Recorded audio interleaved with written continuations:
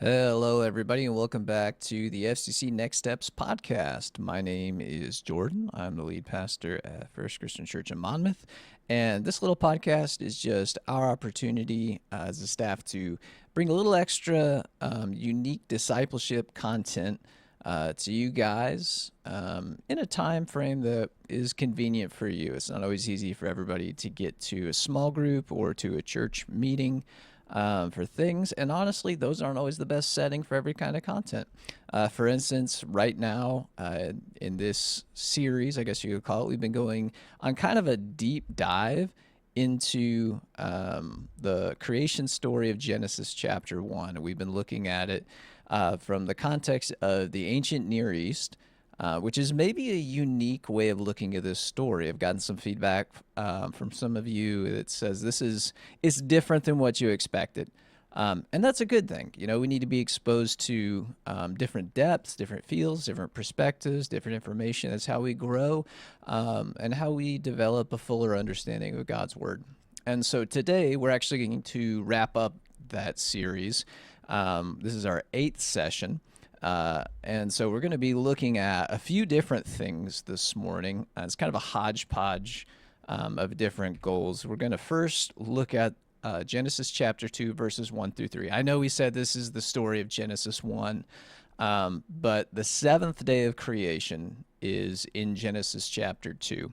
And for that reason, and for a few other reasons, it oftentimes gets overlooked or kind of put in the cold corner and told to just behave and don't draw attention to yourself. And we tend to focus on the first 6 days of the story. And it's kind of funny that even whoever divided the chapters or divided scripture into chapters, whatever monk did that, even they looked at it and thought, well, you know, it's just kind of this throwaway day. We'll put it in chapter 2 and all the action will just stay in the first chapter. But really, the seventh day of creation is incredibly important. And we're going to talk about why that is when we talk about the issue of divine rest, or, you know, God's rest, Sabbath. We use different terms for it, but we're going to call it divine rest for an important reason. And we'll look at that and what that meant in the ancient Near Eastern world and how that really helps shape the entire story of Genesis chapter 1. Then finally, we're going to move into some final reflections on the story and just some of our conversations so far. We're going to very briefly touch on the issue of modern scientific information and worldview. And yes, that does include evolutionary biology, but that also includes modern cosmology and things like that. So it's a broad issue. And like I said, just very, very briefly, we're going to touch on that because that's a whole conversation in and of itself. And then we're going to wrap up this session and this series with my recommendation for 5 resources. If you found this series interesting and you want to keep going, go a little deeper or get fuller explanations of things, I'm going to give 5 resources that I have found very helpful that have helped bring a lot of this information to you today. So let's get started with the biblical text. It's Genesis chapter 2, verse 1 through 3. It says, "Thus the heavens and the earth were completed in all their vast array. By the 7th day, God had finished the work he had been doing so on the 7th day, he rested from all his work. And God blessed the 7th day and made it holy because on it he rested from all the work of creating that he had done." So this is a good, solid end to the story. We've read 6 days that address the problems of formlessness and emptiness. For 3 days, God formed. For 3 days, God filled. The crowning achievement of his filling was a creature made in his own image to reflect his being and his presence in creation, humanity. And then on the 7th day, he looks at everything he's done and says, that'll do. And then he rests. And it's echoed in here. On the 7th day, he rested from all his work, and he blessed it and made it holy because he rested. And this is a good example of something called a chiasm. And this is something unique to Hebrew literature.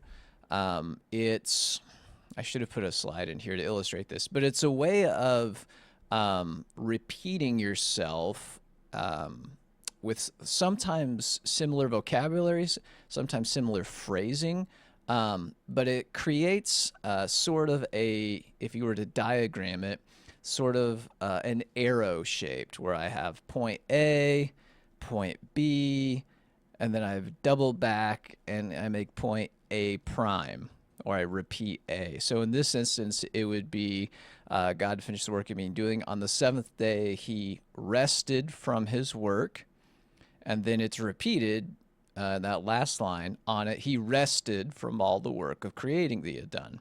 So there's this repeated phrase, and in between it, this is why chiasm is such an interesting thing, it has this ability to highlight a main point, and the main point is always located at the heart or at the turning point where it bounces back of the chiasm. In this instance, it would be, and God blessed the seventh day and made it holy. This is the highlight of this verse because it's in the middle of the chiasm. And we might ask, well, why is that so important for the original audience to look at and to really grab a hold of and emphasize? We'll talk about that in a little bit, but I just want to point that out as we're still looking at the passage.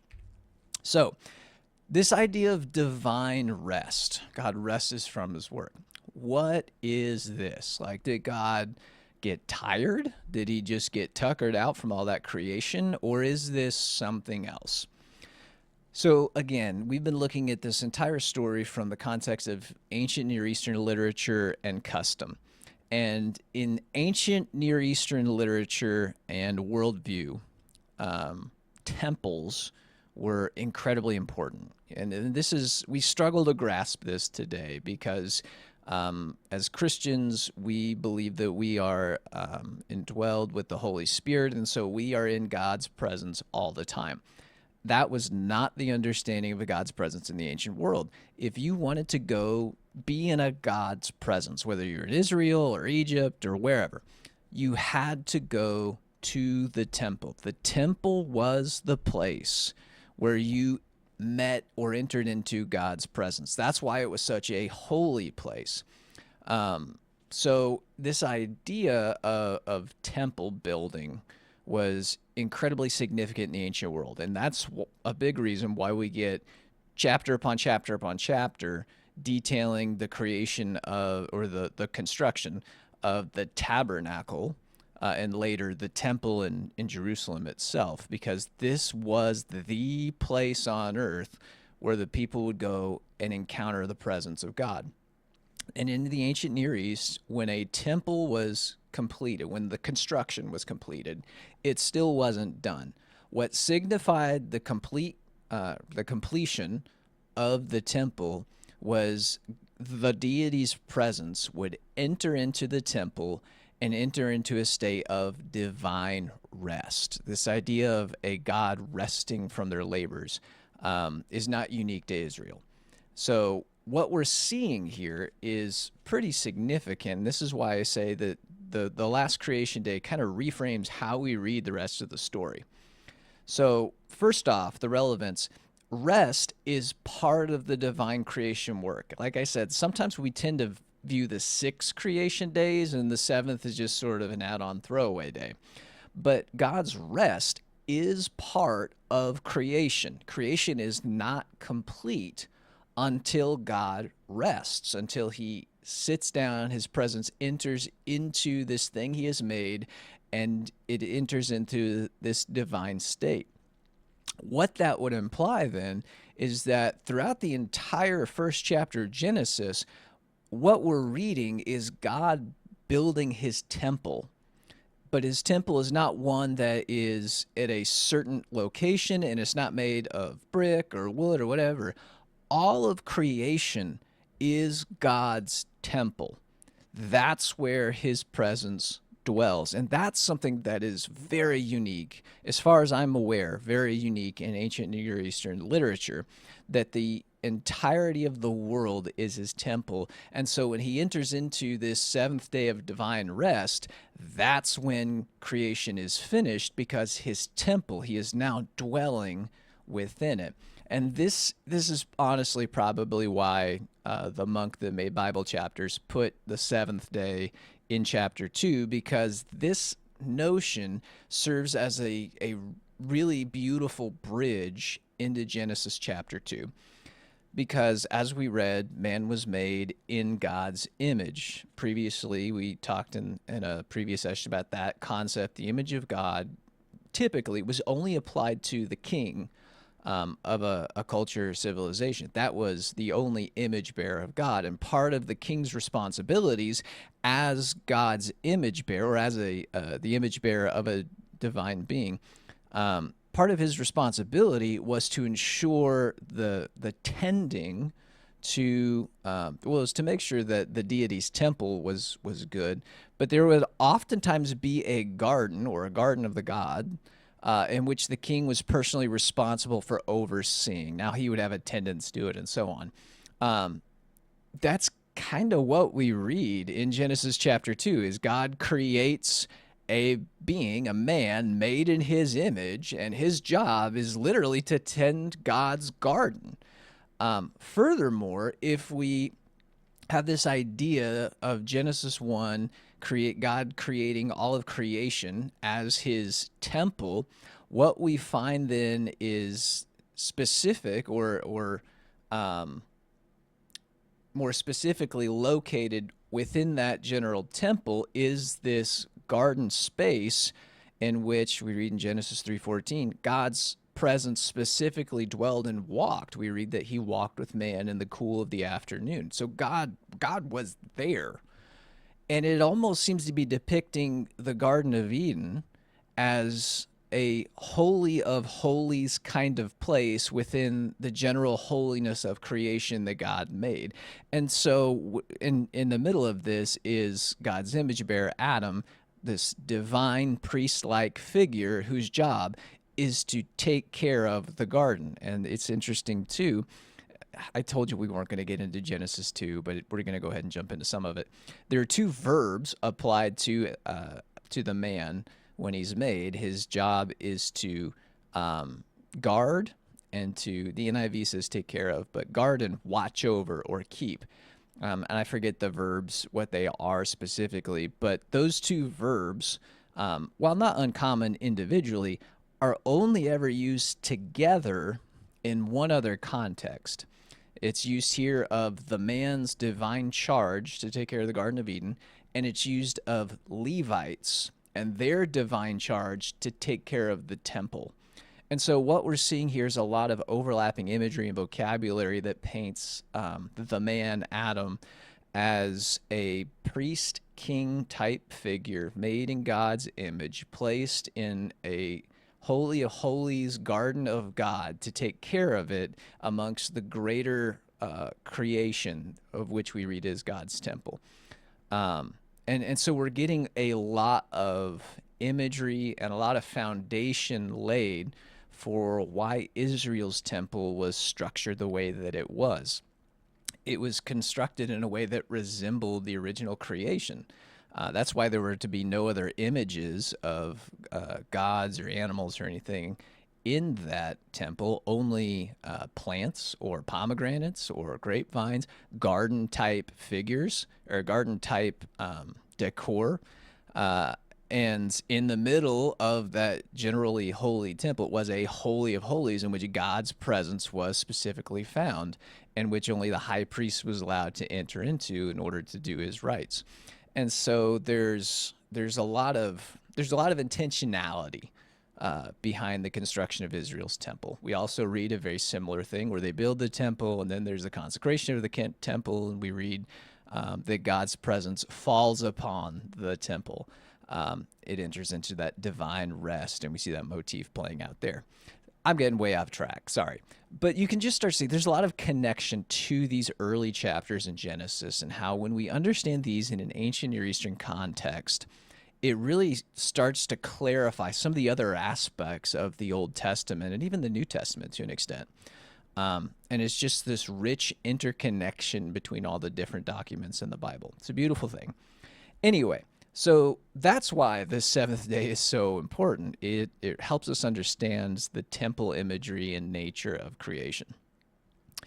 So, why is this significance for the original audience? Beyond everything that we've already said, if you remember that chiasm, we read that at the heart of it, the highlight line was, and God blessed the seventh day and made it holy. And the original audience, if you remember back from one of our earliest discussions, was ancient Israel coming out of Egypt, getting ready to go into Canaan, that's just entered into this covenant with God.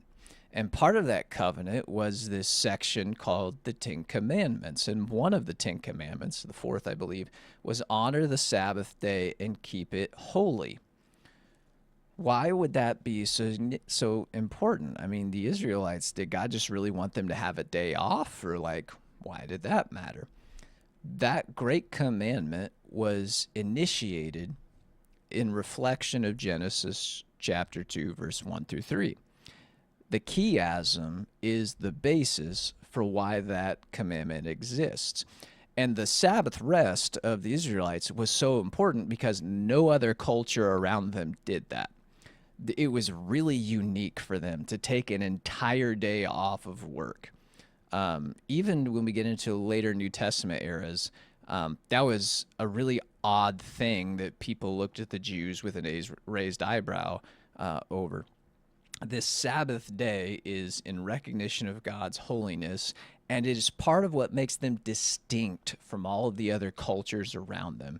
And that distinction is so important. And I think maybe in the church we don't emphasize the significance of distinction like we should, because Israel is called from day one to be different in almost every way from the nations around them. And the church is called to echo that difference, that holiness made different or set apart in our own modern context. And when we neglect to acknowledge its importance in the Old Testament role, we also neglect to acknowledge its significance in the New Testament and current era. So that's why this Sabbath day mattered so much to the Israelites. It was the justification, or the explanation, rather, for why this Sabbath commandment existed. So that's the creation story and all the text involved in it. As we've already kind of hinted, it naturally bleeds into Genesis chapter 2, which shouldn't be read chronologically. It's not like a chapter 2. It's more like a parallel story.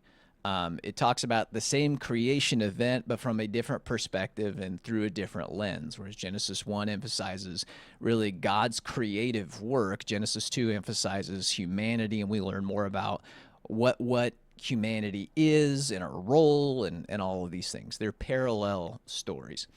But again, we're not going to get into it. I've said that so many times. We're not going to get into it. Then we keep almost getting into it.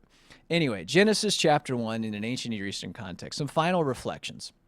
We've pointed out throughout this podcast that there are so many similarities in the imagery, in the motifs, in the metaphor, the language between the biblical creation story and all of these other creation myths that existed in different cultures. And sometimes people, when they become aware of these similarities, and cards on the table, the Hebrew narrative is later and sometimes much later historically than some of these other ancient Near Eastern stories. And so they, at least in our in the textual evidence and the traditional evidence that's available to us, it's much later. So sometimes people, when they become aware of that, they get a little concerned and they say, well, is Genesis just copying or Xeroxing these other stories and kind of smashing them together to tell its own version of this myth? While it is telling its own version of this myth, it's not just copying and Xeroxing details and using them in the exact same way. I hope it's become evident through this podcast that Israel is actually taking all of these familiar concepts and kind of turning them on their head a little bit. It is not a Xerox, it's a polemic. If you're not familiar with that word, an apology, the root word of apologetics, means a defense of what you believe. A polemic is an attack based upon your belief premises. So you're attacking other beliefs. And that's sort of what Genesis chapter 1 is. It is a polemic against all of the other idolatrous stories and worldviews surrounding them. Yeah, they would say there was chaos in the beginning, but it wasn't chaos that threatened our God. Our God fluttered over it like a bird and brought order out of that chaos. And he wasn't threatened by the great sea creatures and serpents and Tiamat like beings in the deep. He made them and they praise him. He isn't trapped in the sun, the moon, and the stars. He made the sun, moon, and the stars. And more than that, he made them for us and for our benefit. And it takes all of these familiar elements of the ancient Near Eastern world and it presents them in a very unique way that is different. So it is very much a product of the ancient world, but it is not echoing the ancient world. It is echoing a purely unique and Israelite message.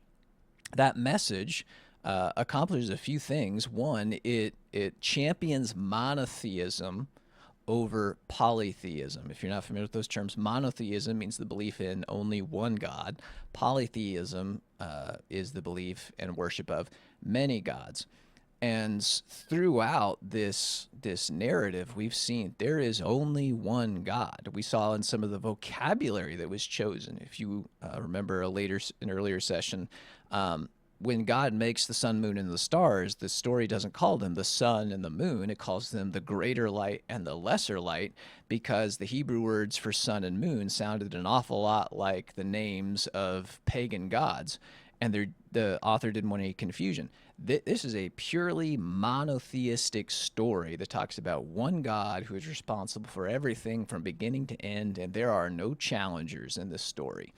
That is incredibly unique in the ancient Near East. I'm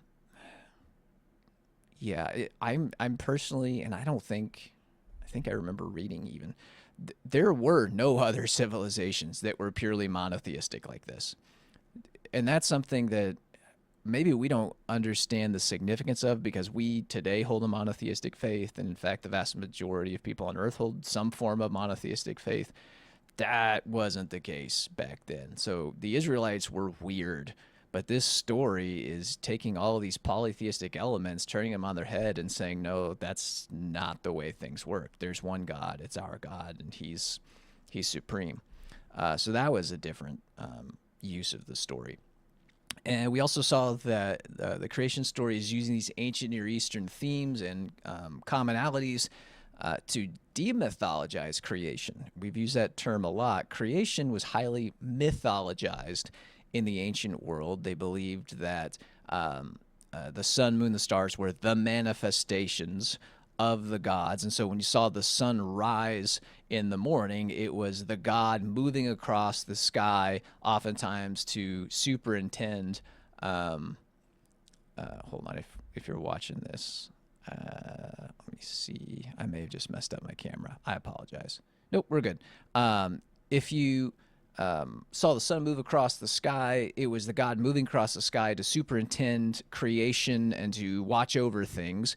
And then when the sun set and in the evening, it was the God, typically the myth would go, that was the God dying and entering into the underworld, because remember, they didn't believe in a spherical world. They believed in a flat earth, and directly under the surface of the earth was the underworld, whatever they called it in their culture, Sheol, Hades, all those things.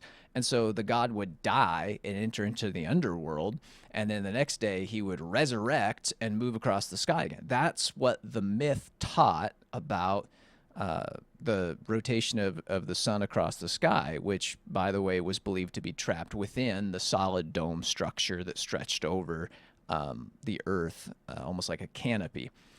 It was a highly mythologized creation, but Genesis takes this and says, no, there's no deity involved here. There's no death and resurrection. There's no storm god having sexual relations with his concubine, and that's why it rains and his seed falls on the ground, and that's why your crops grow. That's what they believed in a lot of these gross stories. There was none of that. In the Israelite account, in Genesis 1, God makes the world, but he makes it inanimate. It's just stuff that functions because he tells it to. He tells it to do a job and it doesn't. And more than that, it's not something people need to be afraid of. It's not something people need to worship. It's not something people need to be enslaved by. It's not something people need to placate with their offerings and their children, their crops, their animals, and so on. This is made for them. It's made and organized in a way that benefits them. That was highly unique in the ancient world. And so we can see that Genesis uses its ancient Near Eastern world and all the common things that were available to ancient Near Eastern people, but uses them in very unique ways. It uses these also to teach about Yahweh and who he is. We learn in this story he's not trapped in creation like the other gods. He's not threatened by creation like other deities. We learn that he is orderly and does not enjoy chaos. We learn that he actually cares about people and gives humanity a great deal of dignity and even wants to partner with them in the ruling of his world. And we learn that all of creation is his and his temple. His presence dwells here and he reigns over all of it. There's other things about the Lord that we could learn if we dove a little deeper in the story, but that's some highlights that we've seen. And on that note, this ancient Near Eastern context helps us understand humanity a little bit better. It tells us who we are. We are God's image bearer because we are all, not just the king, but all God's image bearers, both men and women. Everybody carries dignity. Sin against humanity, sin against a man, sin against a woman is a sin against the image of God itself. This is an incredible thing. The world was made for humanity to live in and to flourish, not to slave away so that the gods can eat from the offerings that mankind brings. And they weren't made out of cruel experiments, like in some ancient Near Eastern stories, and they aren't looked at with disdain because they make too much noise, like ancient Near Eastern stories. They're made, celebrated, loved, cherished, invited to partner with God. They're very important to him. That becomes evident in the story. All of these things are incredibly unique and incredibly significant when you stop and you reflect on them in this ancient context. And we could arrive at some of these observations if we weren't aware of the ancient context, but these themes just become richer and fuller when we do a little bit deeper dive like this. So we're very, very briefly going to touch on this issue of modern science, because as you've probably noticed, if we read Genesis in the context within it was originally written, it becomes incredibly difficult to square with our modern scientific understanding of the world. And cards on the table, I'll be very frank with you as I go through this. Genesis chapter 1 is not compatible with modern science. And I say that for several different reasons. We can talk about evolutionary biology in a minute, but we'll just look at the field of cosmology. I used to say nobody on the planet would argue that the Earth is round, but for some reason, there is a small, dedicated group of people that, despite mathematical, observational, and scientific proof available to them, still believe the Earth is flat. Outside of that very odd subculture of people, the vast majority of people believe that the Earth is round. That's not how they understood the Earth in the ancient Near East. All of us would look at the sky, and we would agree that the sky is blue because it's a reflection of the ocean, not because there's some sort of celestial sea upward. But that's what they believed in the ancient Near East. We all know that there is no solid dome structure stretching across the surface of the Earth. We know there's an atmosphere, but it's made of various gases and can be passed through relatively easily. We all know that below the surface of the Earth is not the underworld. We know that there are several layers of the planet, which results in the planet's core. We all know that the sun does not move across the sky or even rotate around the Earth. We know that the Earth rotates around the sun. We have a cosmological view of the world that is completely incompatible with the cosmological view of the ancient Near East. It's just not compatible. And here's the thing, it's not trying to be. There is a big difference between God using something and teaching something. What I mean specifically by that is just because God spoke to a culture in terms and in phrases and concepts that they were familiar with and understood, though inaccurate scientifically, does not mean that God is championing these concepts and saying this is how it really is. We have to remember that this story was not written to us. We get to read it and benefit from it, but it was written to an ancient Near Eastern group of people who lived at a specific time with a specific worldview and a specific and limited scientific understanding of the world. Now, that does not mean that the teachings of this story are not true, because the story is not trying to teach us about the material origins of the world. We've seen throughout this podcast, there are so many significant truths that are given to us in this story. None of those truths that we've touched on have to do with the material origins of the world. It's about who God is, who people are, what is our place in this world, why does the world function the way that it does, who's in charge. Those were the questions that every ancient Near Eastern myth was trying to answer. And those are the questions that this particular ancient Near Eastern myth is trying to answer, but is doing it from the perspective of divine revelation from the one true God. This story is true in everything that it is trying to teach us, but it's just not trying to teach us accurate modern day science. It's not. And if we're disappointed in that, that's not the text's fault. We wouldn't come to a book of poetry and be upset that it didn't teach us, how physics works. If we are, that's not the book of poetry's fault. That's our fault. We came to it with a completely unrealistic expectation of something it was not trying to accomplish. That's on us. And sometimes that's what we've been taught to do to this story. We've been taught to come to this story expecting it to be a science textbook, and it's not. That's not the message it's trying to give us. It's trying to give us a different kind of truth. All right? Science cannot measure all truths. For instance, I love my wife. I adore her. I cannot prove that to you scientifically. I can show you electrical, neurological signals in my brain. I can show you pupil dilation. I can show you chemical signals in my brain. But truth be told, I get a lot of those same chemical signals and pupil dilation when I look at a bag of Doritos, because I love those too. But I don't love those the same, right? I can't scientifically prove to you that I love my wife. That doesn't mean it's not true. That's a different kind of truth that cannot be objectively measured by scientific standards. Doesn't make it less true. And that's the kind of relationship that truth has with this story. These truths, who God is, that can't be scientifically measured. Who you are in the universe, that can't be scientifically measured. Your value to him, that can't be scientifically measured. But all of these things are true. And that's I would argue, the more important truth that this story is trying to teach us. Now, I understand why people still wrestle with that. And it does open up the question then, okay, so what is the relationship between Genesis chapter 1 and our modern understanding of science today?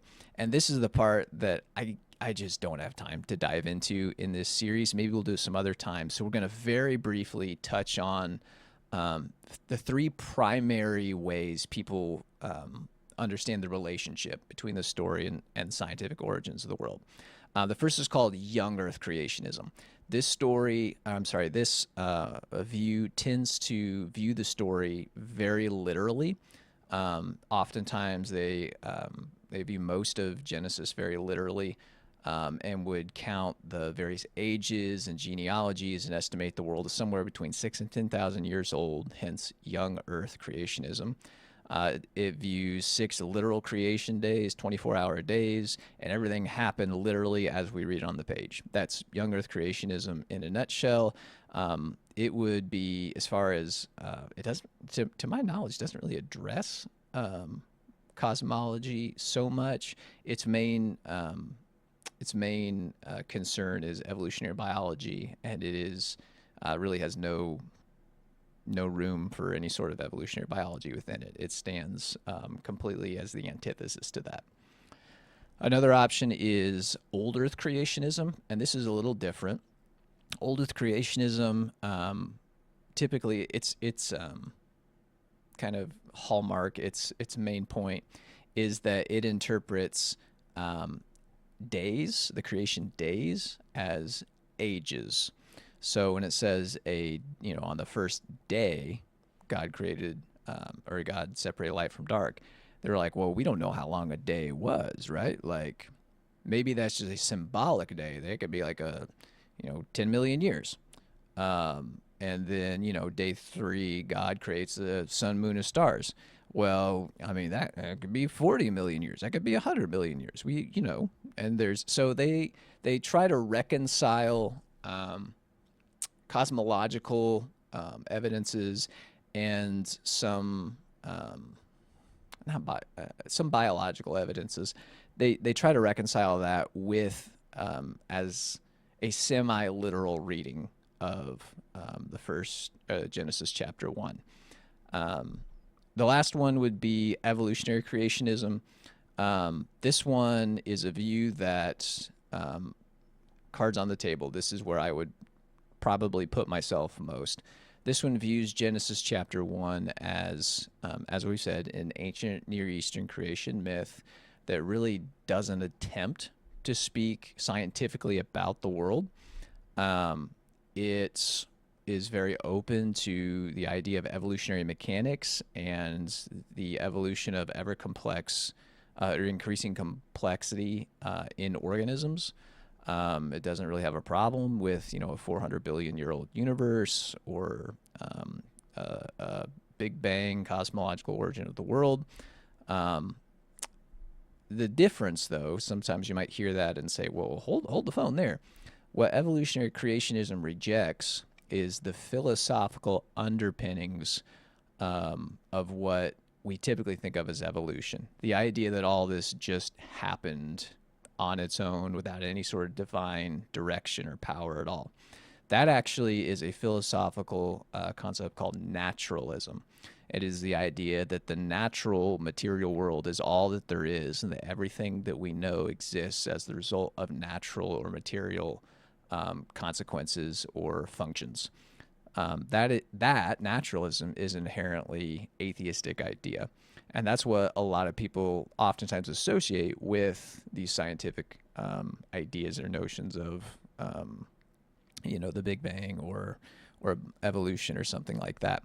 But the mechanics of those are not inherently antithetical to the idea of God. He's a big God. He can do whatever he wants. And it looks as though the material origins of the world just happen to follow a 400 billion year old plan of ever increasing complexity. That doesn't disprove Genesis chapter 1 as the answer to all of these questions. And admittedly, there are some issues that become a little more complicated theologically if this view holds true. But there are also issues that become a little more complicated with the other views too. And I won't critique those right now. We don't have time for that, and I don't have time to give their merits either.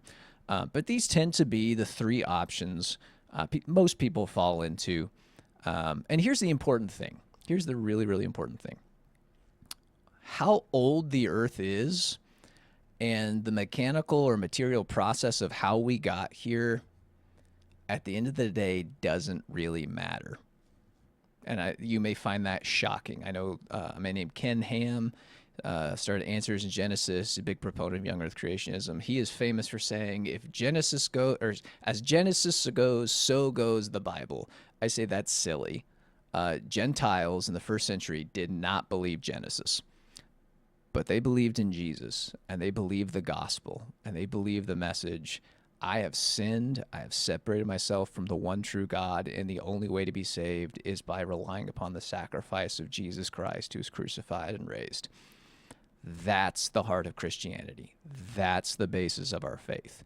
If we can agree on that, That's what binds us together as brothers and sisters in the Lord. This stuff, yeah, I mean, I want to know the truth, right? And it can add some richness or some diversity in some secondary and tertiary orders of our faith. But at the end of the day, those are not what save us or make us brothers and sisters in the Lord's family. It's that gospel of Jesus. So don't let this stuff be an issue of division. It's not false teaching, it's just different interpretation. It's not, oh, the word escapes me. It's not falling away from the Lord. It's not, um, oh gosh, I just can't think. It's the opposite of orthodoxy. I can't think of the word. You probably know what it is. So leave a comment or shoot me an email or something. It's not, this tool of Satan to lead people astray. The tool of Satan to lead people astray is the division that we indulge when we think that this stuff really matters that much. So, wherever you fall in this, that's fine. Personally, like I said, I fall under the evolutionary creation umbrella, but if I get to heaven, I'm wrong. I'm totally cool with that. God can do whatever he wants. So that's, I think, a healthy and ironic way to look at that. Moving on, some resources. Oh, golly, this slide got totally messed up. Oh, there we go. Apparently, I started a slide that looked really ugly and decided to not delete it for some reason. So here are 5 resources. If you're able to watch the video, you can see what the cover looks like. All of these are books available on Amazon. Hard copies are sometimes a little more expensive, but most of them are available on Kindle fairly inexpensively.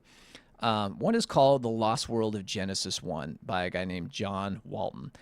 He is retired since, but he was formerly the professor of Old Testament at Wheaton College. And John has been immensely influential in my personal theological development. He has opened up the Old Testament to me in a way that, oh man, it's so interesting, makes so much more sense. And so I owe him, I've never met the man, but I owe him a lot as far as my own personal devotional and theological life goes. But The Lost World of Genesis 1 is a really, it's as accessible, I think, as you can be with this topic. You've seen throughout this podcast, it's a somewhat complicated and at times can be a technical subject to look at Genesis in an ancient Near Eastern context. But John does a really, really good job of writing on a popular level. It goes far more in depth than I have on this exact topic. So if you're really looking for a place to dive a little deeper, a place to get started, I would recommend The Lost World of Genesis 1. Another book by John, and I found that I actually read this before I read Lost World, that was very helpful, is Ancient Near Eastern Thought and the Old Testament. So this book really doesn't, it addresses Genesis 1 a little bit, but that's not really the main point of this. This is a great introduction to the literature and the world of the ancient Near East. And so he provides, it's a little dry, but it's also interesting. He provides kind of a synopsis of all of the most popular and most relevant ancient Near Eastern myths and stories. And we didn't talk about a lot of them. I cut a lot of those out because we just didn't have time for all of it. But he touches and gives a synopsis on most of them. So you can get an idea of what was this place? Like, how did people think? What were they reading? How did they understand the world? This is a great primer if you found that part of the study interesting. And then he does connect it to the Old Testament, obviously. But the bulk of the book is just why this kind of study is important, and then presenting that information in an accessible way. And I'd say this is pretty accessible as well.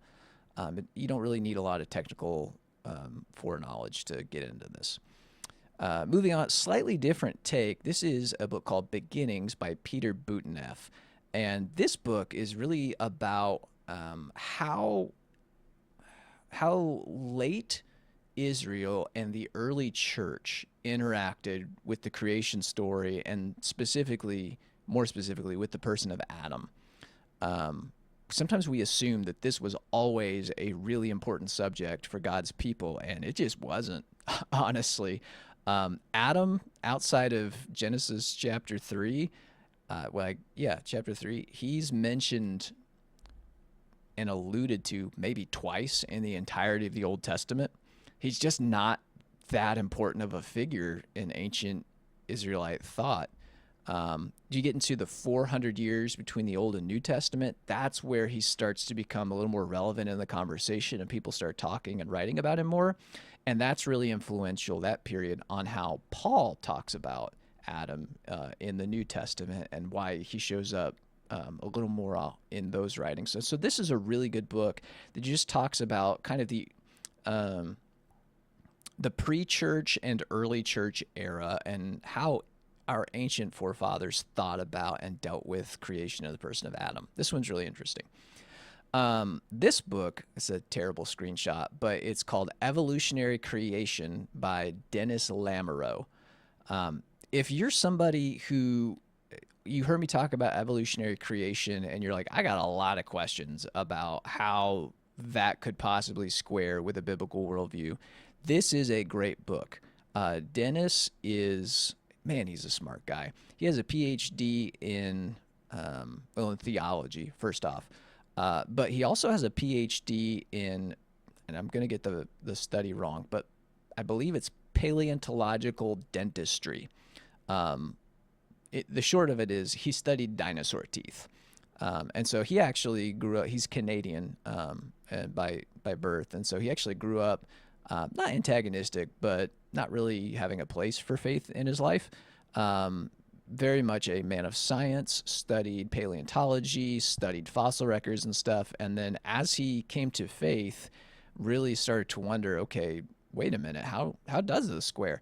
And so he does a great job of laying out both a scientific, kind of a basic scientific understanding of creation. He deals with it in a theological way. And then he also has a discussion on why there has been a tendency to associate young earth creationism and try to, what he calls concordism, try to blend these two, the scientific and the biblical narrative together in some way, and why maybe that's not the best approach. Forewarning, it is a long book. It's not a short read, and it's a dense read. But I'd say this is, if I'm going to give one resource, if that's your curiosity, it would probably be this. And then the final resource I would recommend is called Four Views on the Historical Adam. And this is just a fantastic series altogether, the Four Views series. This series will take a theological issue, one that is contested, and it will often bring 4 or 5 authors together, and each will present their individual view. They represent kind of the mainstream camps on an issue, bring their view in, and they'll get to present their view. And then the follow-up is each of the other authors then get a chance to critique that view. And so it's a good way to become aware of the various different perspectives and interpretations on matters of faith and theology, and then get the strengths of them, but also see maybe their shortcomings. And then it never really tells you what you should think. You just kind of get to see kind of where you fall based upon the evidences and the arguments, what makes the most sense. This one, it's a great series. This one is on the historical Adam and the I'd say four primary views on what do we make of this guy. It's been a while since I've read this, and so I don't remember all the views, but you can see, well, you probably can't see because it's a terrible screenshot, but Dennis Lamoureux contributes, John Walton contributes, John Collins, who due to COVID-19 is kind of fallen from grace. But John formerly was, oh gosh, what was his title? Well, he started off as a physicist, and then he became part of the U.S. Health branch of the U.S. government. Oh, no, I'm sorry, that's Francis Collins. Never mind. I don't remember who John Collins is. Forget everything I said about that. But anyway, one is a very literal Adam. One is Adam interpreted sort of in a slightly different way. One is like Adam just didn't exist, period. And then kind of another in-between view. Anyway, it's a really good view, and I know we didn't get into Genesis 2 that much, but that's a natural question people have when they hear this stuff. What about Adam? And so that's a really great resource if you're looking to dive a little bit into that question. So these are just 5 resources I would throw out to anybody who's curious about this stuff and enjoys a little deeper dive into things. So that is the conclusion of this series. I'm sure it raised way more questions than it answered, but I hope it was beneficial. I hope it's given a lot of things to think about and to contemplate. I hope it has enriched your faith. I hope it has deepened your curiosity for Scripture. I hope that it has brought an appreciation to you for biblical studies and just the wonder of God's Word and how rich it is. We're just scratching the surface. We could do a much, much, much deeper, much, much longer conversation on this issue, but that's for another time. Our next session, we're going to switch gears entirely. We're actually going to have a two-part interview that Molly Ashwell, our children's minister, is going to have with a family from our congregation, Paul and Amanda Hennepin. It's entirely different subject matter, but it's the issue of raising kids in the faith. It is really hard as a father of two small boys. It is really hard just to help our kids navigate faith today. Our world, the world has always been combative to the Christian faith, but man, does it just seem like an entirely different level of struggle these days with, the development of technology, the degradation of culture and morals and so on. And so Paul and Amanda have raised two faithful kids, Mallory and Bobby, who both are married, both are still in the church, active in the church, both who love the Lord, and they've managed to raise these kids into functioning disciples of Jesus into adulthood. And so this interview with Molly is just going to be some insights into how did they do that? What were some things they did, some practical things, some values that they instilled? Mallory and Bobby are actually in the interview, and so they contribute too, and we get things from their perspective. So if you are a parent of children trying to raise your children in the faith, if you're a grandparent, if you just have kids in your life that are important to you or you care about this subject, I would highly encourage you. Make sure you tune in next week for part 1 of that interview. Maybe share it with somebody or a parent of children that that could really benefit from that. As far as what I plan to do next for this study, I'm really up in the air, guys. I don't know. So if you have curiosities or suggestions of the kind of study you'd like to do, I would like to do more of a study kind of like this one. Please, shoot me an email. Let me know. I'm all ears. Maybe we'll do it. Maybe it'll inspire something related. I don't know. But I'm always open to suggestion. But for now, that's the end of today's episode. We hope you have a blessed week, and we'll catch you next time. Bye.